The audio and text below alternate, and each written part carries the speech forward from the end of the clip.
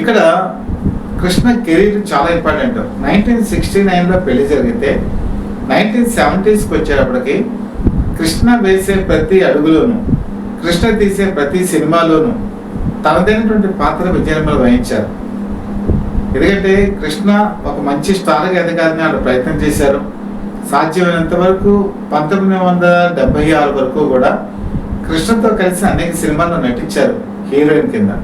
కారణం ఏంటంటే ఆ రోజు రెమ్యునరేషన్ కృష్ణకి కాకుండా విజయనిర్మల కూడా ఒక ప్యాకేజీలో పెట్టుకొని వాళ్ళిద్దరు కలిసి నటించేవాడు. అది నిర్మాతకి వెసులుబాటుగా కూడా ఉండేది.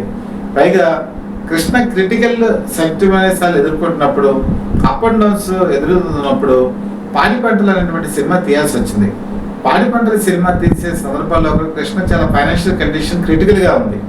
అలాంటి టైంలో కూడా ఆయన పక్కన హీరోయిన్గా నటించి మళ్ళీ ఆయనకి సెకండ్ ఇన్నింగ్స్లో లైఫ్ రావడానికి కారణమైనటువంటి వ్యక్తుల్లో విజయనిర్మల కూడా ఒకరు. అంతేకాదు తన డైరెక్షన్లోకి వెళ్ళి మీనా అనేటువంటి అద్భుతమైన సినిమా తీశారు. దేవదాసు అనే సినిమా ఫెయిల్యూర్ అయిపోయినా కూడా ఆ తర్వాత మళ్ళీ ఆయనకి అండదండలుగా నిలబడ్డారు. ముఖ్యంగా మోసగాళ్ళకి మోసగాడు సినిమా షూటింగ్ వచ్చేటప్పటికి, మోసగాళ్ళకి మోసగాడు ఆ రోజు కౌబాయ్ సినిమా, దాని కాస్ట్ కూడా చాలా ఎక్కువే. ఆ రోజుల్లో భారీ నిర్మాణ వ్యయం. దాంట్లో కూడా ఆవిడ నటించారు.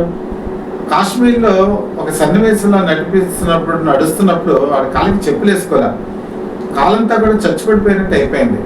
దాంతో చాలా సఫర్లు చేశారు. ఒక విధంగా చాలా తీవ్రమైన షాక్ నుంచి ఆవిడ కోరుకున్నారు. అలాగే ఆ షూటింగ్లో కూడా ఆవిడ పూర్తిగా సహకరించారు.